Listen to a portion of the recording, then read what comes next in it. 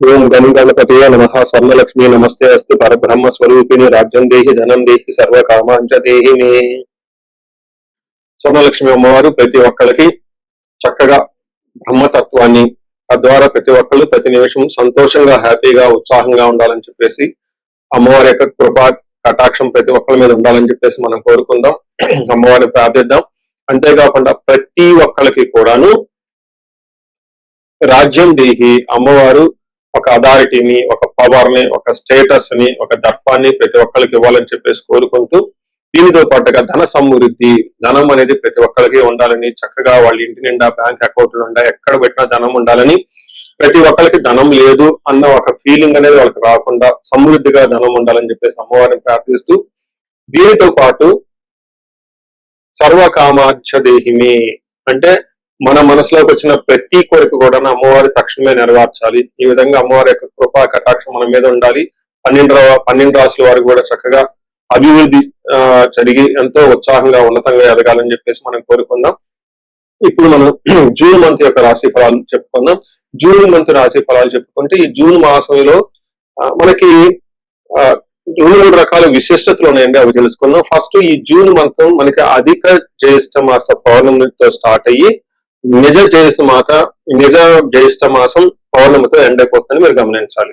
అయితే ఈ యొక్క 2 పౌర్ణముల మధ్య ఈ యొక్క జూన్ మంత్ ఉండటంతో ఇందులో 2-3 రకాలైన విశిష్టతలు ఉన్నాయి. ఈ మాసంలో ఫస్ట్ 2 శని త్రయోదశులు వస్తున్నాయండి. 2 శని త్రయోదశులు చాలా చాలా రేరుగా వస్తాయని గమనించుకోవాలి. కొన్నిసార్లు శని త్రయోదశి 4-5 నెలలకు కూడా రాలేదు. పోయిన సంవత్సరం ఐ థింక్ ఇదే విధంగా జరిగింది. 5 నెలల వరకు శని త్రయోదశి లేదు. చాలా మంది పూజలు చేసుకోవాలన్నా కానీ, శనికి సంబంధించిన ఏమైనా పరిహారాలు చేసుకోవడానికి శని త్రయోదశి చాలా బెస్ట్ ఇది. అలాంటిది శని త్రయోదశులు 2 వస్తున్నాయని గమనించుకోవాలి.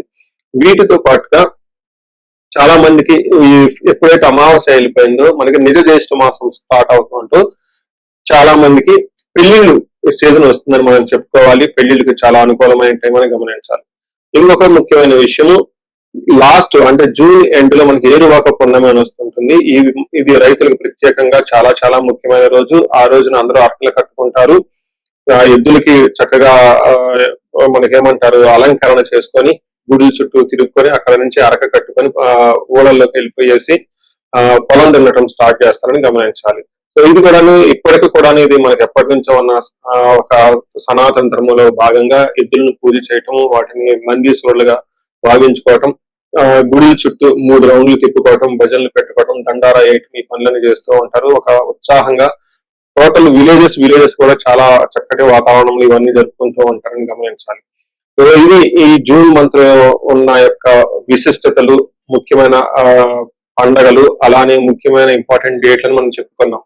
ఇప్పుడు ఇంకొకటి చెప్పుకోబోతున్నాం, అది జ్యోతిష శాస్త్రం ప్రకారంగా గ్రహాల గురించి. జూన్ మాసంలో 5 గ్రహాలు మారుతూ ఉన్నాయండి. 28వ తారీఖున అంటే నెల బిగిన అవ్వక ముందే బుధుడు మారుతూ ఉన్నారు. వీళ్ళతో పాటు శుక్రుడు, కుజుడు, సూర్యుడితో మారుతూ ఉన్నారు జూన్ మాసంలో. ఇంకా ముఖ్యమైనది సంవత్సరానికి ఒక్కసారి మారే గ్రహం ఏంటంటే గురువు మారుతూ ఉన్నారు. ఈ గురువు జూన్ 2వ తారీఖున మారుతూ ఉన్నారు. అంటే మనం జూన్ మంత్ లో 5 గ్రహాల యొక్క ప్రభావం ఎలా ఉండబోతుంది అనేది మనం చెప్పుకుంటూ ఉన్నాం అనమాట. జూన్ మంత్ మీన రాశి వాళ్ళ ఫలితాలు చూసుకుంటే ఇందులో మనకి చాలా గ్రహాలు వీళ్ళకి అనుకూలంగా ఉన్నాయని మనం చెప్పుకోవాలి. ముఖ్యంగా గురువు ఎప్పుడైతే ఎప్పుడైతే గురువు మారుతూ ఉన్నారో ఈ గురు గ్రహం వల్ల వీళ్ళకి ఏలినాటి శని యొక్క బాధల నుంచి చాలా వరకు ఉపశమనం వచ్చే అవకాశం ఉంటుంది. ఒక కొత్త మార్గాలవన్నీ వచ్చే అవకాశం ఉంటుంది. ఇందులో డీటెయిల్స్ చెప్పుకోబోయే ముందు నక్షత్రాలు చూస్తే పూర్వభాద్ర 4వ పాదము, ఉత్తరాభాద్ర 1, 2, 3, 4 పాదాలు, రేవతి 1, 2, 3, 4 పాదాలు అంటే మీన రాశిలో ఉంటారని గమనించుకోవాలి. ఇందులో పేరు బలం ప్రకారం చూసుకుంటే ది, దు, షం, జ, దాదే, దో, చాచి అన్న అక్షరాలంతా మీన రాశిలో ఉంటారు. ఇందులో మారే గ్రహాలు లఘు గోచారం, సూక్ష్మ గోచారం ప్రకారం చూసుకుంటే సూర్యుడి వల్ల వీళ్ళకి మానహాని అంటే అవమానాలు జరిగే అవకాశం ఉంటుంది. అలానే కుజుని వల్ల ధనం విషయంలో కొంచెం ఇబ్బందులు పడే అవకాశం ఉంటుంది. సరైన టైంకి ధనం రాకుండా ధనాన్ని కోల్పోయే అవకాశం ఉంటుంది. అయితే వీళ్ళకి చక్కగా గురువు మారటం తోటి పుత్రుడు వలన లేదంటే ధన ప్రాప్తి వచ్చే అవకాశం ఉంటుంది. బుధుని వల్ల ధన ప్రాప్తి, శుక్రుని వల్ల కానీ పుత్రుడి వల్ల చాలా లాభం కలిగే అవకాశం ఉంటుంది. సో ఏ ప్రకారంగా చూసుకున్నా గానీ 1-2 గ్రహాలు ఇబ్బంది పెడుతున్నా గానీ అవి మిక్స్డ్ గా ఉన్నాయి. మిగతా గ్రహాలు చాలా అనుకూలంగా ఉన్నాయని తెలుసుకోవచ్చు. పర్సంటేజ్ ప్రకారం చూసుకుంటే వీళ్ళకి ఒక 70% వరకు చాలా అనుకూలంగా ఉందని మనం తెలుసుకోవాలి. ఏ విధంగా అంటే ఒక్కొక్క గ్రహం ప్రకారం చూసుకుంటే సూర్యుడు వీళ్ళకి 4వ స్థానంలో ఉండటం వల్ల మిక్స్డ్ రిజల్ట్ ఉంటుంది. ఒక పక్క ఇంటికి సంబంధించిన వ్యవహారాల్లో కొంచెం ఇబ్బందులు ఉన్నప్పటికీ కూడా ప్రొఫెషనల్ లో చాలా బాగా ఉంటుంది. ప్రమోషన్స్ వచ్చే అవకాశం ఉంటుంది, హైక్స్ వచ్చే అవకాశం ఉంటుందని గమనించాలి. 4వ స్థానంలో సూర్యుడు ఉండటం వల్ల అంతఃక్లేశ గృహ ఛిద్రం సౌఖ్య హాని భోజనం ప్రయాణే విఘ్నమాప్నోతి చతుర్థ రవి సంయుతే అని చెప్తారు. అంటే 4వ స్థానంలో రవి ఉండటం వల్ల ఏమవుతుందంటే మనసులో విచారం కలిగే అవకాశం ఉంటుంది. ఇంటికి సంబంధించిన వ్యవహారాల్లో సరైన సఖ్యత లేకపోవటము, సరైన భోజనం చేయకుండా ఉండటం, ప్రయాణాల్లో ఆటంకాలు ఉంటాయని గమనించుకోవాలి. అంటే టోటల్ గా అయితే ప్రొఫెషనల్ మ్యాటర్స్ లో ఒక ప్రమోషన్స్ అచీవ్మెంట్ వచ్చే అవకాశం ఉంటుంది. అంటే ఏ ప్రకారంగా చూసుకున్నా ఇంటికి సంబంధించిన వ్యవహారాల్లో కొంచెం అసంతృప్తిగా అసౌకర్యానికి గురే అవకాశం ఉంటుంది. ప్రొఫెషనల్ మ్యాటర్స్ లో చాలా చక్కగా గ్రోత్ ఉంటుందని తెలుసుకోవాలి. 5వ స్థానంలో కుజుడు ఉండటం వల్ల వీళ్ళకి కొంచెం ఇబ్బంది పడే పరిస్థితులు ఉంటాయి. కుజుడు వీళ్ళకి అంత సపోర్ట్ ఇవ్వడు. ఏ ప్రకారంగా అంటే అసత్వం సతత క్లేశ సర్వకార్య వినాశనం సదా దుర్జన సంపర్క భీతి షాద్ ధనస్థానకే కుజ అంటే 2వ స్థానంలో కుజుడు ఉండటం వల్ల ఏమవుతుందంటే అసత్వం అంటే దేహంలో బలం తగ్గిపోతూ ఉంటుంది. సతతం క్లేశ ఎప్పుడు ఏదో ఒక విచారకరంగా ఉండే అవకాశం ఉంటుంది. తర్వాత సర్వ కార్య వినాశనం ఏదైనా పని చేస్తే ఆటంకాలు కలుగుతూ ఉంటుంది. సదా దుర్జన సేవ మీ చుట్టూ అంతా వేస్ట్ పీపుల్ అంతా కలిగేసి మిమ్మల్ని ఇబ్బంది పెట్టే విధంగా ఉంటూ ఉంటారు. నమ్మించి మోసం చేసే అవకాశం కూడా ఎక్కువగా ఉంటుంది. భీతి స్యాద్ అంటే భయంగా ఉండే అవకాశం కూడా ఎక్కువ ఉంటుంది. కుజుడి విషయంలో కొంచెం జాగ్రత్తగా ఉండడం ఎంతైనా అవసరం.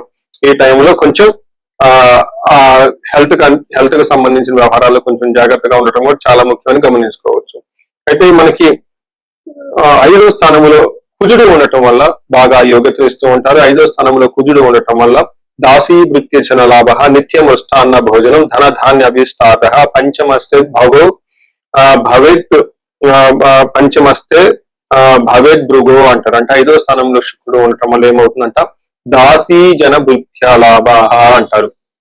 మీకుందున్న ఎంప్లాయీస్ కానివ్వండి, సబార్డినేట్స్ కానివ్వండి, మీ ఫాలోవర్స్ మిమ్మల్ని అనుసరించి ఉండేవాళ్ళు మిమ్మల్ని చక్కగా సపోర్ట్ ఇస్తారు అంటారని చెప్పొచ్చు. అంతేకాకుండా నిత్యం మృష్టాన్న భోజనం డైలీ చక్కగా భోజనం చేస్తూ ఉంటారు. ధన ధాన్య అభిష్టార్థ ధనం విషయంలోనూ ధాన్యం విషయంలోనూ మీకు అనుగుణంగా ఉండే అవకాశం ఎక్కువగా ఉంటుందని చెప్తారు. అంతేకాకుండా ఈ టైంలో జెంట్స్ అయితే లేడీస్ నుంచి మంచి సపోర్ట్ వస్తుంది. అది ఇంట్లో నుంచి కానివ్వండి, బయట కానివ్వండి. అదే విధంగా ఇన్ కేసు లేడీస్ అయితే ఇంట్లో వాళ్ళతో కానివ్వండి, బయటతో ఉన్న వాళ్ళతో జెంట్స్ నుంచి మంచి సపోర్ట్ వస్తుంది అని చెప్పుకోవచ్చు.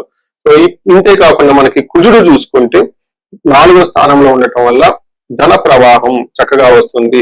మొదలకి చాలా చక్కగా ఉంటుంది. ఏదైనా కొనుక్కోవాలనుకుంటే ఆ గృహానికి సంబంధించి ఇంటికి సంబంధించిన వాటిలో బాగా కలిసి వచ్చే అవకాశం ఉంటుందని తెలుసుకోవచ్చు.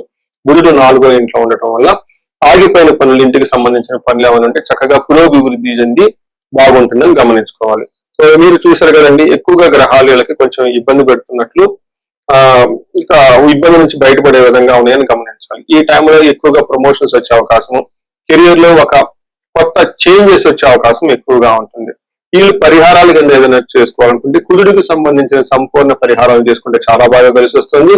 కుజుడికి ముఖ్యంగా ఆంజనేయ స్వామికి సంబంధించిన దండకం చదువుకోవటము, హనుమాన్ చాలీస చదువుకోవటం, వీటితో పాటు కందులు 1 కేజీ దానం ఇవ్వటం, సుబ్రహ్మణ్యేశ్వర స్వామి ఆరాధనలు ఇవన్నీ చేస్తూ ఉంటే బాగా కలిసి వస్తుంది. సో ఇవి కాకుండా వీళ్ళకి ఏలినాటి శని యొక్క ప్రభావంతో చాలా ఎక్కువగా ఉన్నారు కాబట్టి శని పిప్పలాద స్తోత్రం చదువుకోవటం, యోగా చేయటం, మెడిటేషన్ చేయటం, వీలైనంత ఎక్కువగా సేవ చేస్తూ ఉంటే బాగా కలిసి వస్తుంది. ఇంకొక ముఖ్యమైన విషయం, మీకు నాగుల కట్ట అంటారు, లేదంటే అశ్వత్ కట్ట అంటారు. నాగుల కట్ట లేదంటే అశ్వత్థ మర అని అంటూ ఉంటారు. ఇక్కడ ఎప్పుడైతే నాగులకి లేదంటే సుబ్రహ్మణ్యేశ్వర స్వామికి అభిషేకం చేసి చక్కగా పూజ చేయగలిగితే ఇంకా జీవితంలో పురోగతి పొందే అవకాశం ఉంటుంది. వీటితో పాటు కొన్ని విషయాల్లో ముఖ్యంగా నవగ్రహాలకు సంబంధించిన పూజలు ఏమైనా చేయటం, నవగ్రహ హోమం చేస్తే ఇంకా బాగా కలిసి వస్తుంది. ఇంటికి సంబంధించిన వ్యవహారాల్లో కొంచెం ఎవరికైనా సరిగా లేకపోతే మహాన్యాస పూర్వక ఏకాదశ రుద్రాభిషేకం అని ఉంటుంది, లేదంటే ఏకాదశ రుద్రాభిషేకం, ఏకవార రుద్రాభిషేకం అని కూడా కామన్ లాంగ్వేజ్ లో వాడుతూ ఉంటారు. ఈ పూజ మీ ఇంట్లో ఒక 2 బ్రాహ్మణోత్తములని లేదంటే రుద్ర పండితులను తీసుకొని వచ్చి వాళ్ళ ఆధ్వర్యంలో నవద్రవ్యాలతోటి, పంచామృతాలతోటి ఈ యొక్క మహాన్య ఏకాదశ రుద్రాభిషేకం చేసుకుంటే బాగా కలిసి వచ్చే అవకాశం ఉంటుందని తెలుసుకోవాలి. మనం ఇప్పుడు రెమెడీస్ చూసుకుంటే ముఖ్యంగా నేను అందరికీ సలహా ఇచ్చేది ఏంటంటే మీ వయసు కనుక 35 to 45 ఉండి ఎక్కడ లైఫ్ లో మీరు ఆగిపోయారు, ఇప్పటిదాకా గ్రోత్ ఉంది, చక్కగా ఒక మేనేజర్ పొజిషన్ లో ఉండి ఉన్నతంగా ఉంది, కానీ లైఫ్ ఇప్పుడు అనేది మీకు ఛాలెంజింగ్ గా ఉంది. దీన్ని మనం జనరల్ గా మిడ్ లైఫ్ క్రైసిస్ అని చెప్తూ ఉంటారు చాలా మంది. బట్ జ్యోతిష శాస్త్రంలో మిడ్ లైఫ్ క్రైసిస్ ఎందుకు వస్తుంది అనేది చాలా చక్కగా వివరించడం జరిగింది. ఆ టైంలో మీకు శాపాలు అనేవి యాక్టివేట్ అవుతూ ఉంటుంది. ఆ టైంలో మీకు గ్రహ దోషాలు అని ఈ గ్రహ దోషాలు కూడా మీకు యాక్టివేట్ అవుతూ ఉంటాయి. ఇది ఒక్కసారి మీరు ఇన్ కేసు మీ ఏజ్ కనుక అలా ఉండి ఇప్పటిదాకా బాగుండి మధ్యలో మేము లైఫ్ లో స్ట్రక్ అయిపోయాము, గ్రోత్ లేదు, డైరెక్షన్ లేదు, సరిగా ఇంప్రూవ్మెంట్ లేదు, రిలేషన్షిప్స్ లో ప్రాబ్లమ్స్ వస్తూ ఉన్నాయి, ఎలా వెళ్ళాలో కన్ఫ్యూజన్ లో ఉన్నారు అనుకున్నప్పుడు ఖచ్చితంగా ఒకసారి జ్యోతిష శాస్త్రంలో మీ ఇండివిడ్యువల్ హారోస్కోప్ చూపించుకోండి. అందులో టోటల్ శాపాలు ఏమైనా ఉన్నాయో స్కాన్ చేసుకుని అవి ఇప్పుడు యాక్టివ్ గా ఏమైనా ఉన్నాయో తెలుసుకోవడం చాలా చాలా ముఖ్యం. ఇప్పుడు దాకా మనం చెప్పుకున్న ఈ గోచార ఫలితాలు మీకు ఒక 30-40% మాత్రమే ఎఫెక్ట్ అవుతాయి. 100% మీ జాతకం కరెక్ట్ గా ఎలా ఉందని తెలుసుకోవడానికి ఇండివిడ్యువల్ జాతకం చూపించుకోవడానికి చాలా ఇంపార్టెంట్. అందులో ఉన్న దశలు ఎలా ఉన్నాయి, భుక్తులు ఎలా ఉన్నాయి చూసుకొని చక్కగా పరిష్కారాలు చేసుకొని పరిహారాలు చేసుకుంటే లైఫ్ అనేది 10 రెట్లు ముందెళ్ళే అవకాశం ఎక్కువగా ఉంటుంది. చాలా మందికి ధనానికి ఇబ్బంది పడిపోతూ ఉంటారు. అప్పటిదాకా ధనం ఫ్లో ఉంటుంది, సడన్ గా ధనం ఫ్లో ఆగిపోయి ఉంటుంది. వాళ్ళు స్వర్ణలక్ష్మి విశేష హోమం చేయించుకోవటం, కుబేర పాశుపతం చేయించుకోవటం చాలా ముఖ్యం.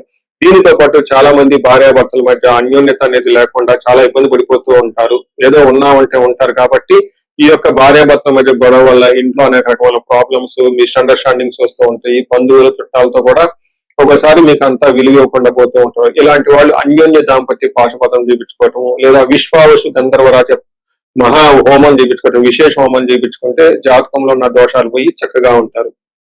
ఇవి కాకుండా ప్రతి ఒక్కరికి ఈ మధ్య అమెరికాలో ఉంటూ ఉంటారు, లేదంటే ఎన్ఆర్ఐలు చాలా మంది ఉంటారు. చాలా డైలమా ఉంటుంది, ఏ కెరీర్ వెళ్తే బాగుంటుంది, ఇండియాలో ఉంటే బెటర్ గా ఉంటుందా, లేదంటే ఇండియా నుంచి ఫారిన్ వెళ్తే బాగుంటుందా, ఫారిన్ సెటిల్మెంట్ యోగం ఉంది, అసలు ఫారిన్ లో ఎంత కాలం ఉంటాం, ఇలాంటి విషయాలు చాలా మంది ఈ వీసాల గురించి, గ్రీన్ కార్డుల గురించి, లేదంటే ఎంఎస్ చేయాలనుకున్న వాళ్ళకి చాలా కన్ఫ్యూజన్ లో ఉంటారు. అలాంటి వాళ్ళు కూడా ఒకసారి జాతక చక్రం చూపించుకుంటే చాలా బాగుంటుంది. యూజువల్ గా వీసాలు రావడానికి నేను మన్యు పాశుపత అభిషేకం విత్ రాహు గ్రహానికి శాంతులు ఎక్కువ చేస్తూ ఉంటాను. ఇలా రాహువుకు సంబంధించి మన్యు పాశుపతం చేస్తే వీటితో పాటు లక్ష్మీ గణపతి జపము, ఇలా స్వర్ణలక్ష్మి జపం చేసుకుంటూ ఉంటే ఇక్కడ ఫారిన్ లో ఈ వీసా ప్రాసెసింగ్ లేదంటే ఈ డాక్యుమెంటేషన్ వర్క్ చాలా చక్కగా ఫాస్ట్ గా ఎలాంటి ఆటంకాలు లేకుండా అయ్యే అవకాశం ఉంటుంది. ఇది కాకుండా ఇంకా మీరు ఏమైనా ఇండివిజువల్ గా మీకు ఛాలెంజెస్ ఉన్నాయి, హెల్త్ బాగలేదు, మహామృత్యుంజయ హోమము, ఇంకా ఏమైనా మీకు మీ యొక్క శత్రు బాధలు విపరీతంగా ఉన్నారు, చండీ హోమం చేయించుకోవటం, చండీ హోమంతో పాటు ఇంకా మీకు విపరీతంగా మిమ్మల్ని ఇబ్బంది పెట్టేసి మిమ్మల్ని భయభ్రాంతులకు గురి చేసే వాళ్ళు ఎక్కువగా ఉన్నారు, బగలాముఖి జపము హోమము ఇవి చేయించుకుంటూ ఉంటే మీ చుట్టూ ఒక మంచి ప్రొటెక్టివ్ ఎన్విరాన్మెంట్ ఉంటుంది. సో ఈ మధ్యకాలంలో ఎక్కువగా నేను చండీ హోమాలు కూడా చక్కగా చేస్తూ ఉన్నాను. సాఫ్ట్వేర్ వాళ్ళకి, రాహు దశ నడిచిన వాళ్ళకి, రాహు అంతర్దశలో ఉన్న వాళ్ళు, ఇంకా నేను చాలా మందికి కాసప దోషాలు కూడా దగ్గరుండి చక్కగా నా ఆధ్వర్యంలో పూజలు చేపిస్తూ ఉన్నాను.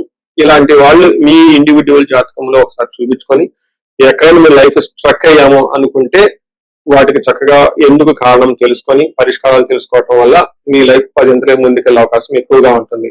మీ అందరికి అష్టలక్ష్మి కృప కలగాలని, అలానే అష్టైశ్వర్యాలు భోగభాగ్యాలు కలగాలని చెప్పేసి నేను కోరుకుంటున్నాను. నమస్తే.